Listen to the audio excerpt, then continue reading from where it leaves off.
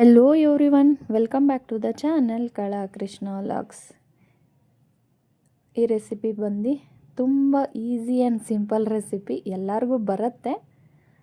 ನಾನು ಮಾಡೋ ವಿಧಾನ ಒಂದ್ಸಲಿ ತೋರಿಸೋಣ ಅಂತ ರೆಕಾರ್ಡ್ ಮಾಡಿದ್ದೀನಿ.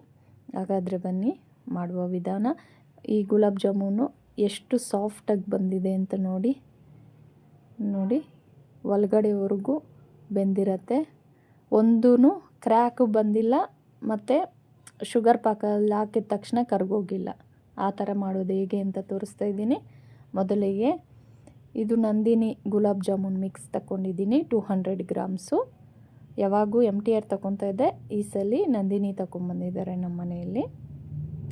3/4 kg ಸಕ್ಕರೆ, ಅರ್ಧ ಲೋಟ ಹಾಲು ಕಾಯಿಸಿ ತಣ್ಣಗೆ ಮಾಡ್ಕೊಂಡಿರೋದು, ಡೀಪ್ ಫ್ರೈಗೆ ಎಣ್ಣೆ, ಒಂದು 4 ಏಲಕ್ಕಿ, ಕೇಸರಿ ದಳ ಒಂದು 4, ಅದು ಆಪ್ಷನಲ್ ಕೇಸರಿ ದಳ.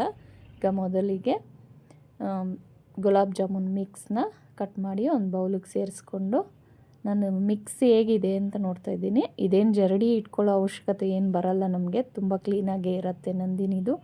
ಇದಕ್ಕೆ ನಾನು ಕಾಯಿಸಿ ತಣ್ಣಗೆ ಮಾಡ್ಕೊಂಡಿರೋ ಹಾಲು ಅರ್ಧ ಲೋಟ ಇದೆ, ಬಟ್ ಎಲ್ಲ ಒಂದೇ ಸಲ ಸೇರಿಸ್ತಾ ಇಲ್ಲ. ಸ್ವಲ್ಪ ಸ್ವಲ್ಪನೇ ಹಾಕ್ಕೊಳ್ತಾ, ನಾವು ಚಪಾತಿ ಹಿಟ್ಟು ಕಲಿಸೋ ರೀತಿ ಕಲಿಸ್ಬಾರ್ದು, ಸುಮ್ಮನೆ ಫಿಂಗರ್ಸಲ್ಲಿ ಮಾತ್ರ ಮಿಕ್ಸ್ ಮಾಡ್ಕೊಳ್ತಾ ಒಂದು ಉಂಡೆ ಆಕಾರಕ್ಕೆ ಮಿಕ್ಸ್ ಮಾಡಿಕೊಂಡ್ರೆ ಸಾಕು. ನೋಡಿ ಈ ಥರ ನಾನು ವಿಡಿಯೋದಲ್ಲಿ ತೋರಿಸ್ತಾ ಇದ್ದೀನಿ ನೋಡಿ, ಇಷ್ಟು ಮಿಕ್ಸ್ ಮಾಡಿಕೊಂಡ್ರೆ ಸಾಕು. ಇದು ನೈಸ್ಗೇನು ಗಟ್ಟಿಗೆ ಪ್ರೆಷರ್ ಹಾಕಿ ಮಿಕ್ಸ್ ಮಾಡಬಾರ್ದು. ಗುಲಾಬ್ ಜಾಮೂನ್ ಮಿಕ್ಸ್ನ ಹಾಲು ಇಷ್ಟು ಮಿಕ್ಕಿದೆ. ಇದನ್ನು ಮುಚ್ಚಿ ಒಂದು ಸೈಡ್ಗೆ ಇಟ್ಕೊಳ್ಳೋಣ. ಈಗ ಸಕ್ಕರೆ ಪಾಕಕ್ಕೆ 3/4 kg ಸಕ್ಕರೆ ಯಾವ ಮೆಜರ್ಮೆಂಟು, ನೀರು ಅದೇ ಮೆಜರ್ಮೆಂಟ್ ಇರಲಿ. ಇದಕ್ಕೆ ಗುಲಾಬ್ ಜಾಮೂನ್ಗೆ 1 ಬೌಲ್ ಸಕ್ಕರೆಗೆ 1 ಬೌಲ್ ನೀರು ಸೇರಿಸ್ಕೊತಾ ಇದ್ದೀನಿ ನಾನು.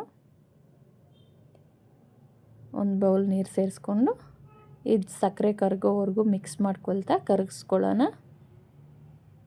ಇದು ಸ್ವಲ್ಪ ಕರಗಿ ಒಂದು 5 ನಿಮಿಷ ಕುದಿ ಬಂದರೆ ಸಾಕು. ಇದೇನು ಪಾಕ ಬರೋ ಅವಶ್ಯಕತೆ ಇಲ್ಲ, ನಾವು ನೀರು ಕಡಿಮೆ ಹಾಕಿರ್ತೀರಿ.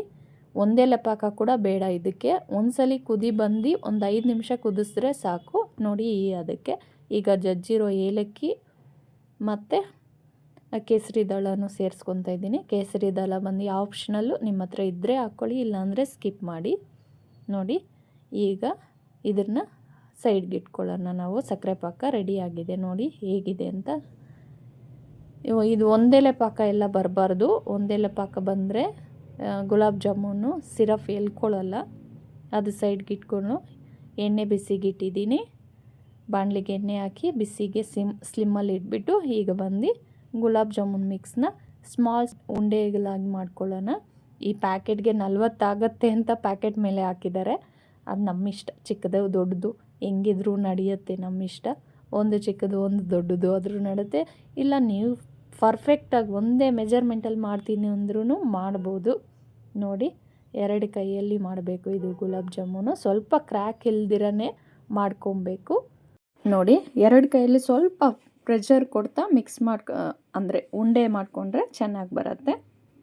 ನೋಡಿ ಈ ಥರ ಎಲ್ಲ ಉಂಡೆನೂ ಮಾಡಿ ಇಟ್ಕೊಂಡಿದ್ದೀನಿ ನಾನು. ಸ್ವಲ್ಪ ಕ್ರ್ಯಾಕ್ ಇಲ್ದಿರನೇ ಸ್ಲೋ ಪ್ರಾಸೆಸ್ಸಲ್ಲೇ ಉಂಡೆಗಳನ್ನ ಮಾಡ್ಕೊಳೋದು. ಇದು ಬಂದು ಉಂಡೆ ಮಾಡೋಕ್ಕೆ ನಮಗೆ ಟೈಮ್ ಹಿಡಿಯೋದು. ಮಿಕ್ಕಿದ ಪ್ರಾಸೆಸ್ ಎಲ್ಲ ತುಂಬ ಫಾಸ್ಟಾಗಿ ಮಾಡ್ಬೋದು. ನೋಡಿ ಎಣ್ಣೆ ತುಂಬ ಬಿಸಿಯಾಗಿಲ್ಲ, ಹಾಗಂತ ತುಂಬ ತಣ್ಣಗೂ ಇಲ್ಲ. ಎಣ್ಣೆ ಮೀಡಿಯಮ್ ಫ್ಲೇಮಲ್ಲಿ ಇಟ್ಕೊಂಡು ಸ್ವಲ್ಪ ಬಿಸಿ ಆದಮೇಲೆ ಒಂದೊಂದೇ ಉಂಡೆಗಳು ಸೇರಿಸ್ಕೊಳ್ಳೋಣ. ಎಲ್ಲ ಒಂದೇ ಸಲ ಹಾಕೋದು ಬೇಡ, ಒಂದು 8ರಿಂದ 10 ಹಾಕಿದ್ರೆ ಸಾಕು. ಅದು ಫ್ರೈ ಆದಮೇಲೆ ಇನ್ನೊಂದು ಬ್ಯಾಚು ಸೇರಿಸ್ಕೊಳ್ಳೋಣ ನಾವು.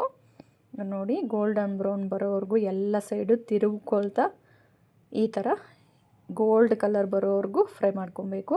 ಹೈ ಫ್ಲೇಮ್ ಬೇಡ, ನಾನು ಸ್ಲಿಮ್ಮಲ್ಲಿ ಇಟ್ಕೊಂಡಿದ್ದೀನಿ. ಹಾಲು ಹಾಕಿದ್ದೀವಲ್ಲ, ಬೇಗ ಕಲರ್ ಚೇಂಜ್ ಆಗಿಬಿಡುತ್ತೆ ನಾವು ಹಾಲು ಉಪಯೋಗಿಸಿರೋದಕ್ಕೆ.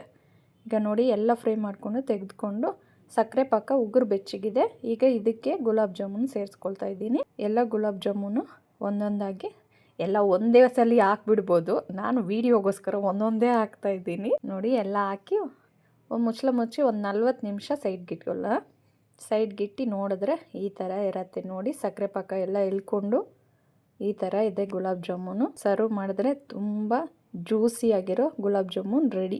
ಏನಾದರೂ ಈ ವಿಡಿಯೋ ಇಷ್ಟ ಆಗಿದ್ರೆ ಪ್ಲೀಸ್ ಲೈಕ್ ಮಾಡಿ, ಶೇರ್ ಮಾಡಿ, ಸಬ್ಸ್ಕ್ರೈಬ್ ಮಾಡಿ.